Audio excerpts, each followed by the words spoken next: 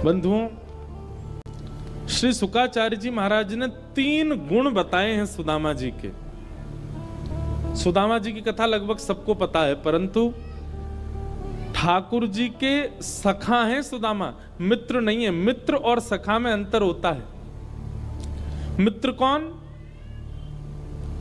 आप श्रेष्ठ हो तो आपके संग खड़ा है, लेकिन आपके साथ कोई घटना हो जाए, आपके साथ कोई ऐसा कुछ हो जाए कि अब आप श्रेष्ठ नहीं हो, तो वो आपका त्याग करने की पूरी योग्यता रखता है, उसको मित्र कहते हैं। केवल भलाई में साथ रहे, बुराई में साथ छोड़ दे, आपसे पूछे भी ना कहाँ हो, कैसे हो, क्या है, उसको मित्र कहते हैं। लेकिन आपकी हर स्थिति में आपके संग रहता है छाया की तरह, उसको सखा कहते हैं। शुकाचार्य जी कहते हैं, कृष्णस्यासीत् सखा कश्चित् ब्राह्मणो ब्रह्मवित्तमः विरक्त इंद्रियार्थेषु प्रशांतात्मा जितेंद्रिय। भगवान श्री कृष्ण के सखा हैं। एक बात बहुत ध्यान से सुनिए, सब लोग इधर देखो।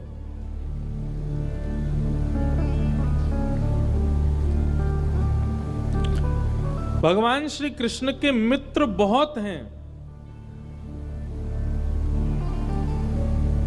लेकिन मथुरा आगमन के बाद द्वारिका लीला तक भगवान के 3 ही सखा बने हैं। बस 3 ही सखा हैं ठाकुर जी के। ब्रज वृंदावन की बात अलग है। ब्रज वृंदावन वाले मधुमंगल, श्रीदामा, तनसुका, मनसुका, धनसुका, सुबल, तोष आदि, ये सब भगवान के ये सखा नहीं है, ये तो प्राण है ठाकुर जी के। ब्रज के जो हैं ये सखा नहीं है। सखा तो 3 ही है भगवान के। कौन? उद्धव, अर्जुन और श्री सुदामा जी। ये 3 ही सखा हैं ठाकुर जी के। मानो श्री कृष्ण ने एक संदेश और दिया है कि जितने कम हो सके उतने कम सखा बनाइए। बनाइए गिने चुने अच्छे, पर कम बनाओ। जिन लोगों के बहुत ज्यादा सखा होते हैं ना, दुख भी उन लोगों को बहुत ज्यादा होता है। आज एक सखा के घर में, अब मान लीजिए आपके 100 सखा हैं, 100 सखा तो हो ही नहीं सकते, मित्र होंगे। 100 मित्र हैं आपके। आज किसी के घर में कुछ हो गया, उसके लिए आपको दुखी होना पड़ेगा। कल किसी घर में कुछ हो गया, फिर उसके लिए दुखी होना पड़ेगा। और एक दिन तो ऐसा भी आ सकता है, एक सखा के घर में दुख, एक के घर में खुशी, दोनों में आपको जाना पड़ेगा। और फिर भैया संसार में संबंध सबसे कठिन संबंध 2 हैं। एक तो मित्र का और एक गुरु का। ये 2 ही अच्छे से मिल नहीं पाते। ना तो श्रेष्ठ गुरु जीवन को मिल पाते हैं और ना ही श्रेष्ठ सखा मिल पाता। इसलिए इन दोनों में बहुत विचार करना चाहिए। और अब के युग में कह दें तो तीसरा पत्नी भी, और पत्नी के लिए पति भी, ये संबंध भी, वैवाहिक संबंध, ये भी बहुत सोच विचार के बनाने चाहिए। रुकते ही नहीं, टिकते ही नहीं आजकल संबंध, नष्ट हो जाते हैं, टूट जाते हैं। और हमारी पीढ़ी के लोग जो हमारी पीढ़ी में अब आ रहे हैं, इन लोगों के लिए तो बहुत सरल हो गया है संबंध तोड़ना। एक बात सदैव याद रखिएगा, संबंध की नींव होती है निभाना। यदि कोई व्यक्ति निभाने के लिए तैयार हो तो ही उसका संबंध चलेगा, नहीं तो नहीं चल सकता।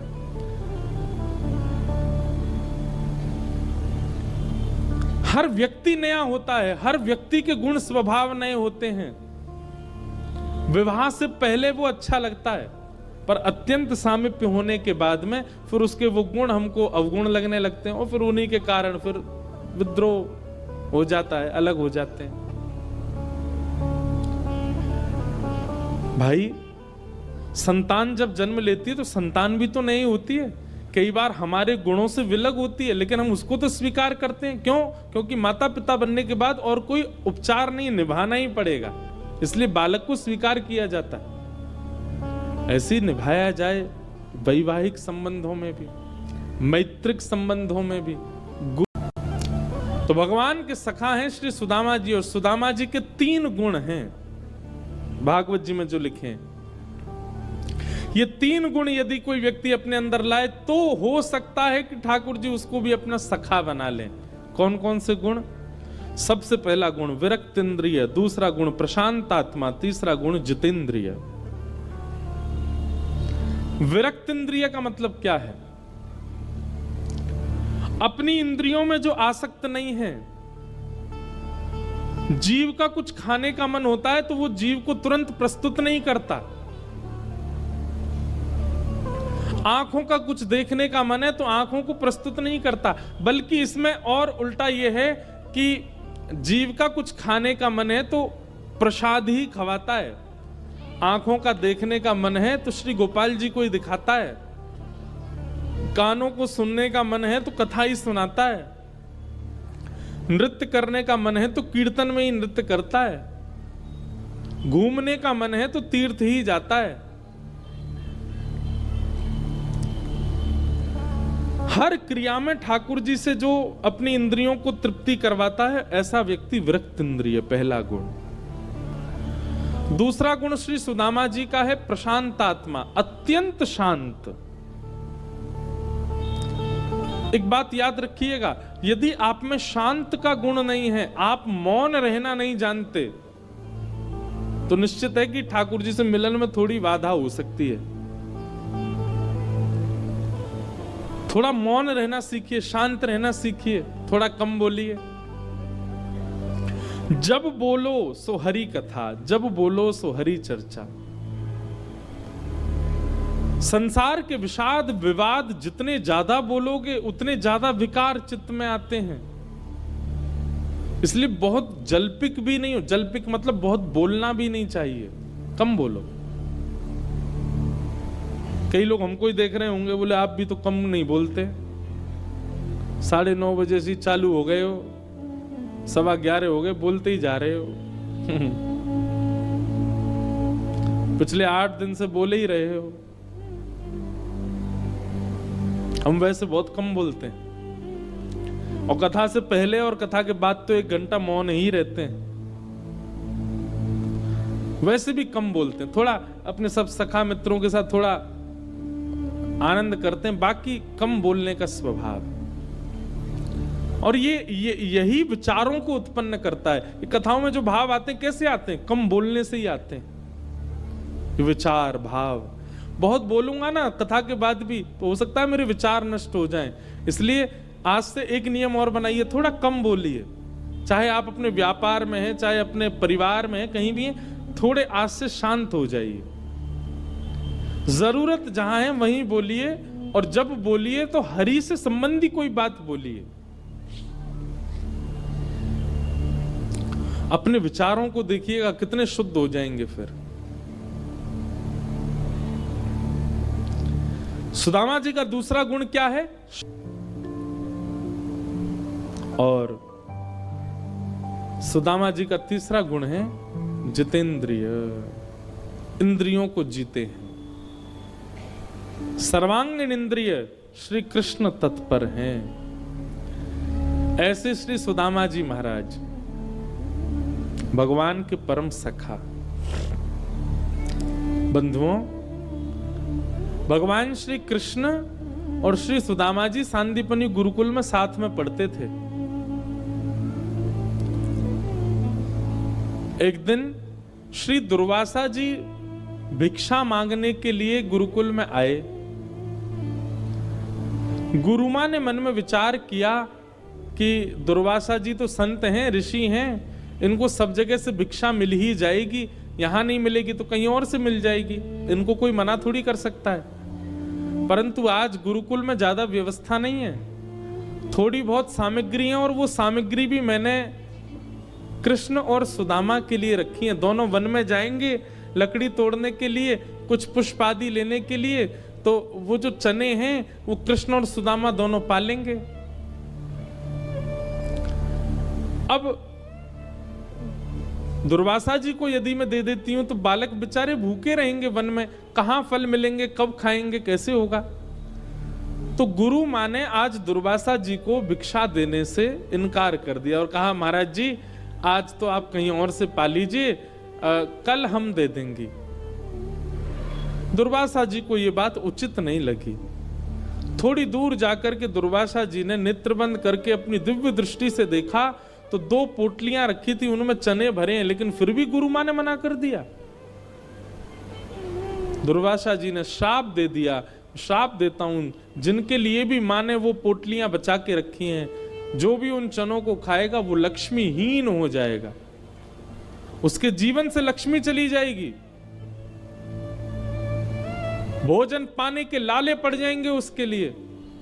एक ऋषि को देने से मना कर दिया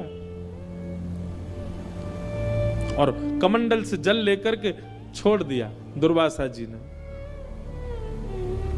दुर्वासा जी तो चले गए, पर दुर्वासा जी जहां खड़े थे वहीं एक वृक्ष के पीछे श्री सुदामा जी महाराज कुछ पुष्प तोड़ रहे थे और सुदामा जी ने वहीं बैठे बैठे यह देख लिया कि दुर्वासा जी उन चनों को शापित कर गए हैं।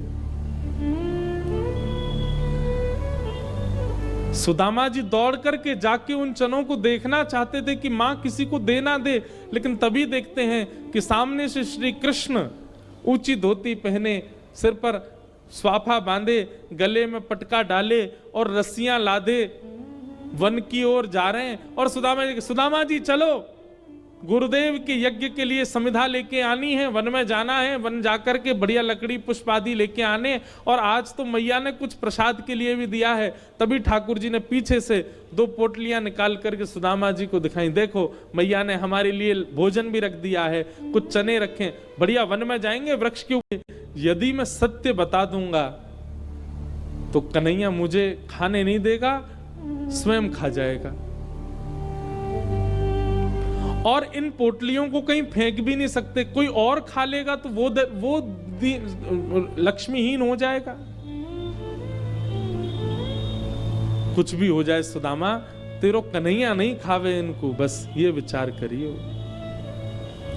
सुदामा जी थोड़ी दूर चल के बोले, लाला एक काम कर, बाकी सब सामान तू ले ले, वो चनान की पोटली मोए दे दे, तेरो भरोसा ना है, भूखे प्यासे से बैठे हम, कहीं गिर दई तो फिर का खाएंगे वन में जाके, मैं संभाल के ले चलूंगा, ला मोए दे दे। और ठाकुर जी से दोनों पोटलियां छीन ली और अपनी कमर में बांध ली। अब सुदामा जी केवल अवसर देख रहे हैं, कब अवसर मिले और कब एक एक चना इनमें से मैं खा जाऊं, कन्हैया को नहीं मिले कहीं, मेरो लाला लक्ष्मीहीन हो ये मैं देख ना सकूं। और तभी जोर की वर्षा होने लगी। सामने एक विशाल वृक्ष था। ठाकुर जी वृक्ष पर चढ़ने में थोड़ी देरी लगाते हैं, लेकिन सुदामा जी झटपट चढ़ जाते हैं। सुदामा जी ने विशाल वृक्ष देखा, दौड़ करके गए और झटपट उसके ऊपर चढ़ गए। ठाकुर जी नीचे से धीरे धीरे चढ़ रहे थे, तभी सुदामा जी ने दोनों पोटलियां खोली और मुट्ठी में भर भर के, पूरा मुख में भर जाए इतना, ऐसे पाने लगे। ठाकुर जी ने चढ़ते चढ़ते ऊपर देखा, ऊपर देख के बोले, ए सुदामा जी क्या कर रहे हो तू? अरे भैया वो अकेले तेरे काजे ना है, वहां में मेरे काजे रखे गुरु मां ने, मैं हूं खाऊंगा। अरे नेक डट जा, नेक रुक जा, ऐसा मत करे भैया, मैं हूं आ रहा हूं ऊपर। सुदामा जी के नेत्रों से आंसू गिरते जा रहे हैं और ज्यों ज्यों चने खा रहे हैं बस मन में भाव रखते हैं, मेरे लाला सदा प्रसन्न रहे, मेरो लाला सोने की नगरी में राज करे, मेरे लाला की लक्ष्मी दासी है जाए, मेरे लाला को पूरा परिवार, पूरा कुनवा सब आनंद में रहे। हे विधाता, मेरे अधिकार के, मेरे जीवन की सब लक्ष्मी भी मेरे कन्हैया को मिल जाए। और ऐसा कहते कहते श्री सुदामा जी सारे चने खा गए। ठाकुर जी जब तक ऊपर पहुंचे, सुदामा जी के नेत्र लाल पड़ रहे थे, आंसू भर रहे, और पूरा मुंह एक बानर के भांति भरा हुआ था। भगवान बोले, सुदामा ये वास्तव में तू ही है? ए तेरे अंदर तो सबरे गुण देखे मैंने, पर ये आज पहली बार दुर्गुण देखो कि तू मेरे अधिकार के भोजन को पागो। तू को नेक दया नहीं आई, मैं सुबह से भूखा हूं, मैंने कछु पायो नहीं है। अरे इतनो ज्यादा लोभी तो तुझे ना होना चाहिए कि तू मेरे बट के चना ने खा गयो। और ठाकुर जी सुदामा जी से नाराज हो गए। सुदामा जी बार बार ठाकुर जी को पकड़ के हृदय से लगाए, लाला तू सदा प्रसन्न रहेगो, तू सदा खुश रहियो, बस तो को कभी कोई के आगे हाथ नहीं पसारने पड़े, पूरी दुनिया तेरे आगे हाथ पसारे। अरे तू दूर हट जा सुदामा, कैसी बात कर रहे हो, मेरे बट के चनान ने खा गए और यूं कह रहा हूं मुझसे कि पूरी दुनिया। अरे लाला तू अभी ना समझेगो, बाद में तुमको पता चलेगी। ठाकुर जी बहुत दिनों तक सुदामा जी से बोले नहीं। कुछ समय बाद विद्यालय पूर्ण हो गया, सब बालक अपने अपने घर को जाने लगे। ठाकुर जी मथुरा प्रस्थान कर रहे थे, सुदामा जी समीप गए, ठाकुर जी को हृदय से लगाया, लाला तू सदा प्रसन्न रहियो और खूब खुश रहियो, और मेरा आशीर्वाद है लाला, मैं ब्राह्मण हूं, तो को आशीर्वाद दे सकूं, चल मेरे चरण में प्रणाम कर। ठाकुर जी प्रणाम करे, सुदामा जी कह रहे तू सदा प्रसन्न रहे लाला, तो पे कभी कोई कमी नहीं होगी। भगवान बोले तू घूम फिर के यही बात क्यों कहे, ए सुदामा तो पे कोई और आशीर्वाद नहीं है, बस यूं ही कि तू सदा प्रसन्न रहे, तू सदा भरो भय रहे, तो पे सब कछु आ जाए। सुदामा जी कैसे बताएं अपने मन की बात। वह अंतिम मिलन था ठाकुर जी का सुदामा जी से। ठाकुर जी पहुंच गए मथुरा और कुछ ही दिनों बाद ही सुदामा जी का आशीष फलने लगा, सोने की नगरी के राजा श्री द्वारिकाधीश बने। पूरे यदुवंश का आनंद होने लगा, किसी को कोई कमी नहीं।